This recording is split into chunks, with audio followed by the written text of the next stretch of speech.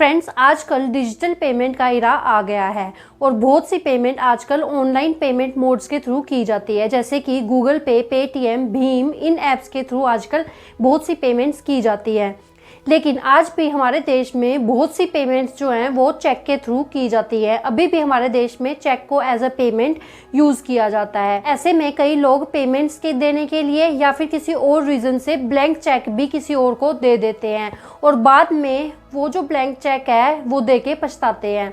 कई लोग blank cheque का बाद में फ़ायदा भी उठाते हैं और वो अपनी मर्ज़ी से चेक में कोई भी अमाउंट भर के उसको लगा देते हैं, जिसके बाद जो अक्यूज़्ड है उसको बहुत पछताना पड़ता है। और इसके साथ साथ कई बार लोग उधार लेने के लिए भी चेक का यूज़ करते हैं। वो किसी पर्सन से पैसे उधार लेते हैं और उसके बदले चेक दे देते हैं कि आप फ्यूचर में अपनी पेमेंट के लिए इस चेक को लगा देना। एज अ सिक्योरिटी भी लोग चेक को देते हैं, लेकिन बाद में जो एक्यूज्ड है वो कई बार ये प्ली लेते हैं कि हमने तो ब्लैंक चेक सिर्फ साइन करके दिया था और उसके कंटेंट्स हमने कोई भी फिल नहीं किए हैं, तो इसने जो ये चेक लगाया है ये हमारी कोई लाइबिलिटी नहीं बनती है, क्योंकि हमने तो सिर्फ साइन किया हुआ चेक दिया था, उसमें हमने कोई भी अमाउंट नहीं लिखा था, तो हमारी कोई लाइबिलिटी नहीं है। ऐसा कई लोग कोर्ट में प्ली भी लेते हैं। तो फ्रेंड्स, आज की वीडियो में मैं इसी से रिलेटेड प्रोविजंस बताऊंगी कि हमारे देश में इससे रिलेटेड ब्लैंक चेक की पेमेंट से रिलेटेड क्या कानून है, क्या प्रोविजंस हैं, जिससे आपको बहुत ज़्यादा हेल्प मिलेगी और आपको बाद में आगे जाके पछताना नहीं पड़ेगा और कन्फ्यूजन नहीं होगी।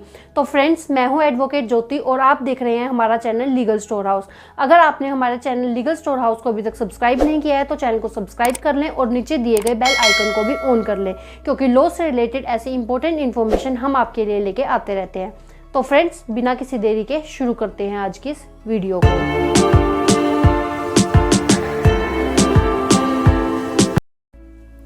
तो फ्रेंड्स, आज की वीडियो में मैं आपको सुप्रीम कोर्ट का एक बहुत ही इम्पोर्टेंट केस लॉ बताऊंगी, जिसमें चेक बाउंस से रिलेटेड बहुत ही इम्पोर्टेंट फैक्ट्स को डिस्कस किया गया था और चेक से रिलेटेड और भी बहुत सी इम्पोर्टेंट चीज़ें मैं आपको आज बताने वाली हूँ। ब्लैंक चेक से रिलेटेड भी आपकी कन्फ्यूजन आज दूर हो जाएगी। तो फ्रेंड्स, सुप्रीम कोर्ट के इस केस को जानने से पहले हम जान लेते हैं नेगोशिएबल इंस्ट्रूमेंट एक्ट के सेक्शन 139 को, क्योंकि हमारा सेक्शन 139 को जानना ज़रूरी है, तभी हम इस केस लॉ को समझ पाएंगे। Section 139 of negotiable instrument act ये कहता है कि अगर किसी पर्सन ने किसी पर्सन को चेक दिया है तो ये कोर्ट मान के चलेगी, कोर्ट में ये माना जाएगा कि उसने कुछ ना कुछ उस पर्सन की पेमेंट देनी थी, कोई उसकी लाइबिलिटी थी जो उसने उतारनी थी, जिसके बदले में उसने ये चेक दिया है। तो सेक्शन 139 यही कहता है कि कोर्ट जो है वो स्टार्टिंग से ही, शुरू में ही ये मान के चलेगी कि अगर जिस पर्सन के पास चेक है तो मतलब कि उसको वो चेक किसी ना किसी लीगल लाइबिलिटी को उतारने के लिए दिया गया था।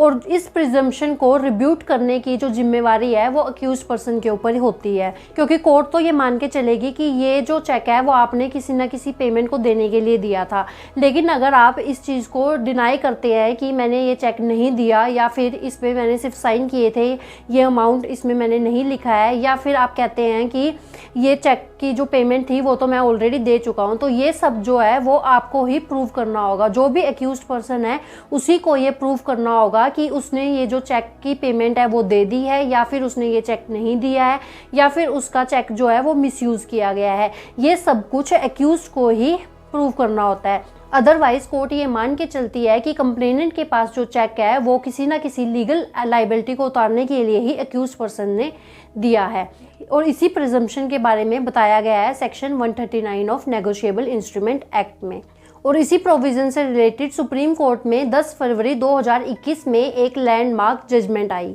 और इस केस का नाम है MS Kalmani tax and others versus P Bala Subramaniam. इस केस में सुप्रीम कोर्ट ने ये स्पेसिफाई किया है कि अगर किसी पर्सन ने ब्लैंक चेक भी किसी को दिया है तो उसमें भी सेक्शन 139 का जो प्रिंसिपल है वो लागू होगा और ये माना जाएगा कि चेक इशू करने वाले ने कोई ना कोई पेमेंट देने के लिए, कोई ना कोई लाइबिलिटी उतारने के लिए उस चेक को जारी किया है। और ऐसे मामले में अगर चेक देने वाला व्यक्ति ये कहता है कि उसने कोई पेमेंट देने के लिए ये चेक नहीं दिया था, या फिर उसने ऐसा कोई भी चेक नहीं दिया है, उसका चेक मिसयूज़ हुआ है, या फिर उसने जो पेमेंट है वो दे दी है, ऑलरेडी वो उस पेमेंट को दे चुका है, तो ये सब उस अक्यूज्ड को ही प्रूव करना पड़ेगा। समय समय पर इससे रिलेटेड सुप्रीम कोर्ट की बहुत सी लैंडमार्क जजमेंट्स आई हैं, जिसमें यही कहा गया है कि अगर किसी पर्सन ने किसी पर्सन को कोई चेक दिया है तो कोर्ट ये मान के चलेगी कि उसने उस पर्सन की कोई पेमेंट देनी थी जिसके एवज में उसने ये चेक दिया है। और इसके अलावा सबसे बड़ा कन्फ्यूजन जो आम लोगों के बीच में ये रहता है कि अगर ब्लैंक चेक दिया है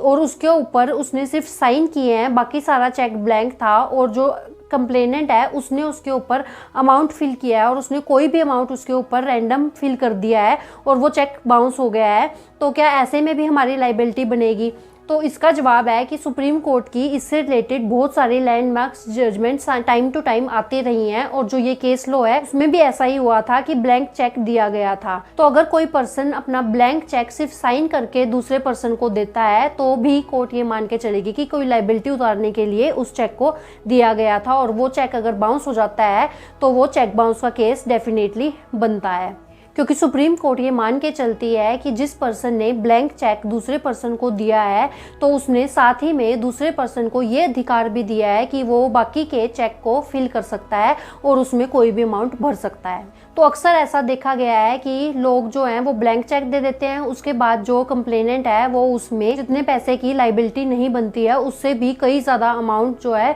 वो भर के चेक को लगा देते हैं और चेक बाउंस का केस बना देते हैं। तो ऐसे सिचुएशन में आपको ही ये प्रूव करना होगा कि मेरी तो इतनी लाइबिलिटी बनती ही नहीं थी, इसने अपनी मर्जी से इसमें अमाउंट लिखा है, और वो कोर्ट में आपको ही प्रूव करना होगा। आपको जो है कंप्लेनेंट की ITR मंगानी होगी या उसकी बैंक स्टेटमेंट्स मंगानी होगी, ये सब आपको ही प्रूव करना होगा। तो ब्लैंक चेक को भी अगर कोई बैंक में लगाता है और वो चेक बाउंस हो जाता है तो वो भी एक वैलिड चेक बाउंस का केस बनता है। तो आगे से अगर आप किसी को कोई ब्लैंक चेक देते हैं तो आपको बहुत ही सावधान रहना चाहिए और आपको ब्लैंक चेक देने से बचना चाहिए। तो आई होप अब आपको क्लियर हो गया होगा कि आपने अगर किसी को ब्लैंक चेक दिया है तो ज़रूरी नहीं है कि बाकी की जो बॉडी है चेक की वो भी आप ही फिल करें। कई बार जो अक्यूज्ड हैं वो प्ली लेते हैं कि हमने तो सिर्फ साइन किए थे, और वो हैंडराइटिंग एक्सपर्ट से बाकी की बॉडी को एनालाइज करवाते हैं और फिर वहाँ से पता चलता है कि ये जो चेक की बाकी बॉडी है वो किसी और ने साइन की थी। तो इस सिचुएशन में भी उसको एक वैलिड चेक बाउंस का केस माना जाएगा और कोर्ट ये मान के चलेगी कि ये अमाउंट आपने देना था।